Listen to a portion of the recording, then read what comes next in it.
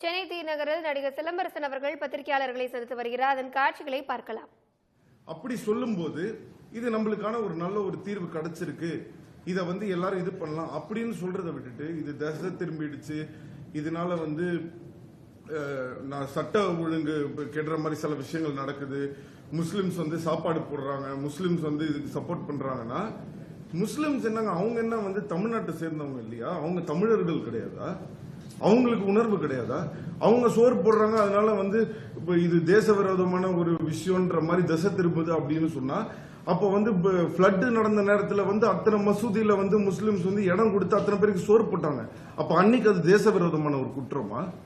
எப்ப பாரு முஸ்லிம்ஸ் பத்தி ஒரு தீவிரவாதம் தீவிரவாதம் தீவிரவாதம், எப்ப பாரு யாராவது ஒருத்தங்களை கார்னர் பண்றதுக்கு ஒரு பேர் வேணும், அதுக்காக முஸ்லிம்ஸ் யூஸ் பண்றது. அப்படி பார்த்தா எத்தனை கிறிஸ்டியன்ஸ் வந்திருக்காங்க, எத்தனை இந்துஸ் வந்திருக்காங்க, அத்தனை மீனவர்கள் அன்னைக்கு சப்போர்ட் பண்ணவங்க எல்லாருமே போய் அதுல பாதி பேர் கிறிஸ்டியன்ஸா இருக்கலாம், அத்தனை இந்துஸ் இருக்காங்க. அப்ப என்னன்னா, ஒரு இந்துவா இருந்தாலும் கிறிஸ்டியனா இருந்தாலும் முஸ்லிமா இருந்தாலும் எந்த மதமா இருந்தாலும் எந்த ஜாதியா இருந்தாலும் எல்லாத்தையும் விட்டுட்டு எல்லாரும் தமிழர்கள் அப்படின்ற ஒரு உணர்வுக்காக தான் அத்தனை பேர் போராடினாங்க. எனக்கு என்னன்னா, இவங்க எல்லாருமே போராடினது ஒரு சந்தோஷத்துக்காக. இன்னைக்கு ஒரு வெற்றியே இல்லாம என்ன நடந்தது, எப்படி இது முடிஞ்சது, இதை கொண்டாடணுமா, இது வேணாமா, இல்ல இதுக்காக துக்கப்படணுமா, இல்ல சந்தோஷப்படணுமா, என்னன்னே புரியாத ஒரு நிலைமைக்கு இதை கொண்டு முடிக்க வேண்டிய ஒரு அவசியம் இதுல தேவையே இல்லை. இவங்க இத்தனை நாள் அப்ப இவ்வளவு பேர் போராடினதுக்கான ஒரு அர்த்தமே இல்லாம இந்த ஒரு விஷயம் முடிஞ்சதுன்றது ரொம்ப வருத்தத்துக்குடைய ஒரு விஷயமா இருக்கு. இப்போ அங்க மெரினால இருக்கிறவங்க அன்னைக்கு போலீஸ் காலையில போலீஸ் வராங்க. நான் என்ன கேக்குறேன்னா, 6 நாளைக்கு முன்னாடி வராத போலீஸ் அன்னைக்கு காலையில எதுக்கு வராங்க? அப்ப என்ன சொல்லலாம், நீங்க இந்த மாதிரி நாங்க இது கொடுத்துட்டோம், கொடுத்ததுக்கு அப்புறமா எதுக்காக நீங்க போராடுறீங்க? அந்த பசங்க அங்க கேட்ட ஒரே விஷயம் என்னன்னா, நீங்க ஒரு விஷயம் சொல்றீங்க சார், அதை எங்க சைட்ல இருக்கிறவங்களை வச்சு நாங்க கேட்டுட்டு நாங்க சொல்றோம், அதுக்கு எங்களுக்கு ஒரு கால அவகாசம் கொடுங்க. அதுக்கு ஒரு எங்களுக்கு எனக்கு தெரிஞ்சு ஒரு 4 மணி நேரமோ 5 மணி நேரமோ கேட்டாங்க. அதுக்கப்புறம் லாஸ்டா ஒரு 2 மணி நேரம் கொடுங்க. நீங்க சாயங்காலம் ஒரு விஷயத்த கொண்டு வர போறீங்க அப்படின்னும் போது எதுக்காக அன்னைக்கு காலையில போலீஸ அங்க வர வச்சு எல்லாரையும் பிடிச்சி ஃபர்ஸ்ட் அங்க இருந்து இழுக்கணும்? அந்த ஒரு பிரச்சனை வரல அப்படின்னு சொன்னா, அந்த ஒரு விஷயத்த அன்னைக்கு செயல்படுத்தலன்னு சொன்னா, வன்முறை வர்றதுக்கான விஷயங்கள் எங்க இருந்து இருக்குது? ஸ்டூடெண்ட்ஸ் மேல வன்முறையில ஸ்டூடெண்ட்ஸ் தான் ஈடுபட்டாங்கன்னு சொல்றதுல எந்த விதமான நியாயம் இருக்குது? அதுக்கப்புறம் அதை போலீஸ் தான் பண்ணாங்க, அதுக்கான வீடியோஸை போட்டு போலீஸ் அராஜகம் இது. நான் என்ன சொல்ல வரேன்னா, நான் அந்த இடத்துக்கே முதல்ல நான் போல. எதுக்காக இத்தனை நாள் இல்லாத அன்னைக்கு ஒரு நாள் பண்ண வேண்டிய ஒரு அவசியம் என்ன? அதை சாயங்காலம் இது பண்ணி நீங்க எல்லாருமே ஒரு கவர்மெண்ட் உங்ககிட்ட பவர் இருக்கு, நீங்க எங்க கிட்ட நின்று எங்களுக்கு ஒரு அத்தாரிட்டி ஒரு நம்பிக்கை வேணும். அத்தனை பேர் போராடுறது எதுக்கு? இதுக்கு ஒரு ஃபைனலான ஒரு தீர்வு வேணும். நீங்க திடீர்னு இன்னைக்கு ஒரு சட்டம் கொண்டு வந்துட்டு நாளைக்கு இல்லைன்னு சொல்லிட்டீங்கன்னா, ஒரு வாட்டி அந்த ஸ்டூடெண்ட்ஸ் ரோட்ல உட்காந்து போராட முடியுமா? அந்த ஒரு காரணத்துக்காக அவங்க எல்லாருமே எடுத்து வச்ச ஒரு கோரிக்கை என்னன்னா, இதை நாங்க எங்க சைட்ல இருந்து செக் பண்ணிட்டு நாங்க இது சொல்றோம். அவங்களுக்கு அன்னைக்கு சாயங்காலம் வரைக்கும் அந்த இடத்தை கொடுத்து நீங்களே சொல்லி அழகா அவங்க எல்லாரையும் ஒரு வெற்றியோட சந்தோஷமா அந்த பசங்க எல்லாரையும் அமுச்சு வச்சிருக்கலாம். அப்ப இவ்வளவு நாள் நாங்க போராடினதுக்கான ஒரு காரணமோ ஒரு சந்தோஷமோ எதுவுமே இல்லாம ஒரு குழப்பமான ஒரு சிச்சுவேஷன்ல கொண்டாந்து இன்னைக்கு நிறுத்த வேண்டிய ஒரு அவசியம் என்ன இருக்கு? ரெண்டாவது, மெரினால அந்த மாணவர்கள் பாத்தீங்கன்னா எந்த விதத்துல அவங்க வன்முறையில ஈடுபட்டாங்கன்றத நீங்க எல்லாருமே சொல்லுங்க.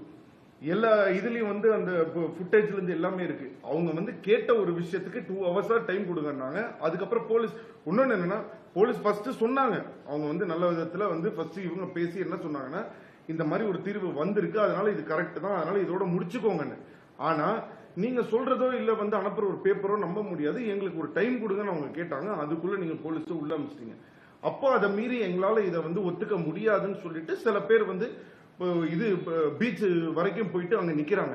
இப்போ நான் டி நகர்ல இருந்து நான் கிளம்பி வரும்போது என்னால டி நகரை தாண்டியே என்னால போக முடியல. அப்போ சென்னையில இருக்கக்கூடிய எத்தனையோ லட்சம் பேர் அங்க மெரினாக்கு உடனே வரணும்னு சொல்லி அத்தனை பேர் வந்திருக்கும் போது எல்லா இடத்துலயும் போலீஸ் ஆட்கள் இதை நிறுத்திட்டாங்க.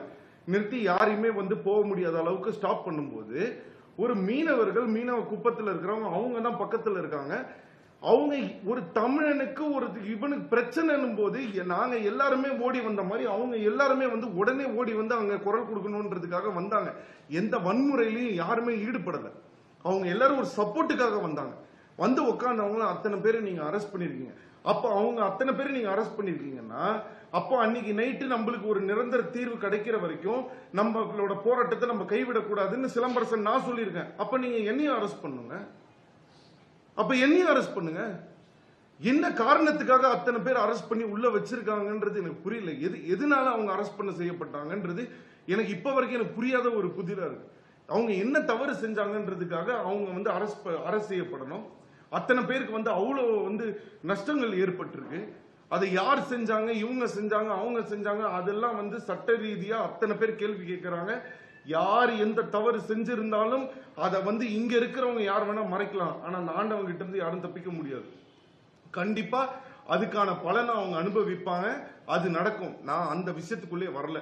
என்னோட ஒரே பாயிண்ட் என்னன்னா, அழகா அரசாங்கம் இவ்வளவு நாள் எங்களுக்கு சப்போர்ட் பண்ணி அவ்வளவு தூரம் அத்தனை போலீஸ்க்கும் அத்தனை குழந்தைங்க அவங்க அத்தனை பசங்க எல்லாரும் சோறு போட்டு அவங்க எல்லாருக்கும் சோறு கொடுத்து போலீஸும் நம்மளுக்கும் எந்த ஒரு இதுவும் இல்லாம பாகுபாடு வேறுபாடு இல்லாம எல்லாரும் சந்தோஷமா அந்த மெரினால அவ்வளோ வண்டிகள் வந்தாலும் அத்தனை பசங்க நின்று வாலண்டியர்ஸ்ல இருந்து எல்லா வண்டியும் வழி அமைச்சு அவ்வளோ லேடிஸ் பசங்களுக்கு சாப்பாடு கொண்டு வந்து இவ்வளோ அழகா இவ்வளோ ஒற்றுமையா எந்த ஒரு வன்முறையும் இல்லாம எந்த ஒரு விஷயமும் இல்லாம எல்லாரும் பண்ணிருக்காங்க. உடனே இது திசை திரும்புதுன்னு சொல்லிட்டு முஸ்லிம்ஸ் அவங்க மேல போய் பழி போடுறது, மீனவர்கள் அங்க பிரச்சனைக்காக நின்னாங்கன்னு சொல்லிட்டு மீனவர்களை குறை சொல்றது, மீனவர்களை அரெஸ்ட் பண்ணி உள்ள வைக்கிறது, இதெல்லாம் எதுக்கு தேவையில்லாத ஒரு விஷயம். நல்ல சந்தோஷமா இதை அழகா முடிச்சு வைக்கிற ஒரு விஷயம் இல்லாம இது எதுக்கு தேவையில்லாம இப்போ நம்ம இந்த சைட்ல இருந்து உட்கார்ந்து சில விஷயம் பேசிடலாம். பட் அந்த பக்கத்துல இருந்து அவங்களுக்கு பல பிரச்சனைகள் இருக்கலாம், பல இது இருக்கலாம். அது உள்ள நான் அது உள்ள வரல. ஆனா என்னோட ஒரே ஒரு கேள்வி என்னன்னா, இதை அழகா முடிச்சு வைக்காம நீங்க பொறுப்பெடுத்து நீங்க முன்னிலையில நின்று நீங்க அதை சொல்லாம யார் யாரோ சொல்றதுனாலயோ இது சொல்றதுனாலயோ அவங்க சொல்றதுனாலயோ இதைதான் திரும்ப திரும்ப சொல்றேன். இது ஒரு லீடரோ யாரோ எடுத்த ஒரு முடிவு கிடையாது. இது ஒட்டுமொத்தமா எல்லாரும் உணர்வுக்காக எடுத்த ஒரு முடிவு, வந்த ஒரு முடிவு. இதுல இவ்வளவு பேர் அரெஸ்ட் பண்ணி வச்சிருக்காங்க. இப்ப என்னோட விஷயம் என்னன்னா, நான் அந்த உள்ளுக்குள்ள இருக்கிற டீடைல்ஸ் எல்லாம் பேச ஆரம்பிச்சா இது நிறைய விஷயங்கள் பேசிக்கிட்டே இருக்கணும். சோ அதனால நான் அதை பத்தி பேச விரும்பல. என்னோட ஒரே ஒரு கோரிக்கை, வேண்டுகோள், நிபந்தனை என்ன அப்படின்னு சொன்னா, இவ்வளவு பேர் தமிழ்நாடு முழுக்க மீனவர்கள்ல இருந்து மாணவர்கள்ல இருந்து அத்தனை பேர் இதுக்காக போராடினவங்க, அத்தனை பேர்ல குழந்தைங்க இருந்திருக்காங்க, லேடிஸ் இருந்திருக்காங்க, எல்லாருக்கு நடுவில் அத்தனை பேரை அரெஸ்ட் பண்ணிருக்கீங்க. அந்த அத்தனை பேரையும் இம்மிடியட்டாக அத்தனை பேரும் ரிலீஸ் ஆகும். அப்படி அவங்களை ரிலீஸ் பண்ண முடியாதுன்றீங்களா? அவங்க எல்லாரும் அங்க உட்கார்றதுக்கு நானும் ஒரு காரணமா இருந்திருக்கேன். அப்ப என்னையும் அரெஸ்ட் பண்ணுங்க. என்ன அரெஸ்ட் பண்ண முடியாதுன்றீங்களா? அப்போ அவங்க எல்லாரையும் ரிலீஸ் பண்ணுங்க. ரெண்டாவது, அத்தனை பேர் இதனால பாதிக்கப்பட்ட அவங்களுக்கு நஷ்டம் அடைஞ்ச எல்லா மீனவர்களுக்கும் தமிழ்நாடு முழுக்க இருக்கக்கூடிய எல்லாருக்கும் நிவாரணம் கிடைச்சே ஆகணும். மூணாவது, இவ்வளவு நாள் நாங்க பட்ட இந்த கஷ்டத்துக்கு ஒரு நாள் கவர்மெண்டே இந்த விஷயங்கள் எல்லாத்தையும் சரி பண்ணி கவர்மெண்ட் ஒரு நாள் சூஸ் பண்ணி நீங்க பட்ட இவ்வளவு நாள் பட்ட கஷ்டத்துக்கும் இவ்வளவு நாள் பண்ண இந்த போராட்டத்துக்கும் உங்களுக்கு கிடைச்ச வெற்றி இன்னைக்கு நம்ம எல்லாரும் கொண்டாடி சந்தோஷமா ஜல்லிக்கட்டை நடத்தலாம் அப்படின்னு அனௌன்ஸ் பண்ணணும். இது என்னுடைய தாழ்மையான வேண்டுகோள். இந்த விஷயம் நடக்கல, இவங்களை யாரையுமே ரிலீஸ் பண்ணல அப்படின்னு சொன்னா நான் கண்டிப்பா இறங்கி என்னோட விதத்துல அகிம்சை வழியில, நல்ல ஒரு வழியில, நேர்மையான வழியில, உணர்வால நான் கண்டிப்பா போராடுவேன். அந்த மக்களுக்காக நான் நிப்பேன். ஏன்னா அன்னைக்கு நைட்டு ஒரு விஷயத்த சொல்லும் போது எல்லாருக்கும் ஒரு குழப்பம் ஏற்படுது. என்ன குழப்பம் ஏற்படுதுன்னா, இன்னைக்கு இந்த மாதிரி நம்மளுக்கு கிடைச்சிச்சு எல்லாரும் நிறுத்திருங்க அப்படின்னு சொல்லி இருந்தா கூட பரவாயில்ல. ஆனா இது இப்படி திசை திருப்பப்பட்டது, அப்படி திசை திருப்பப்பட்டது, அதனால எங்களுக்கும் இதுக்கு சம்பந்தம் இல்லைன்ற ஒரு வார்த்தையை அங்க சொல்லும் போது ஏகப்பட்ட குழப்பங்கள் ஏற்படுது. ரெண்டாவது, நான் தனிப்பட்ட விதத்துல என்னுடைய கருத்து என்னவா வேணா இருக்கலாம். ஆனா அவ்வளோ பேர், அவ்வளோ ஸ்டூடெண்ட்ஸ், அவ்வளோ பேர் உட்கார்ந்து இருக்கும்போது தங்களது பாரம்பரிய விளையாட்டுக்காக அறவழியில் போராடிய தமிழர்கள் மீது நடத்தப்பட்ட தாக்குதலுக்கு நடிகர் சிம்பு அவர்கள் கண்டனம் தெரிவித்திருக்கிறார்.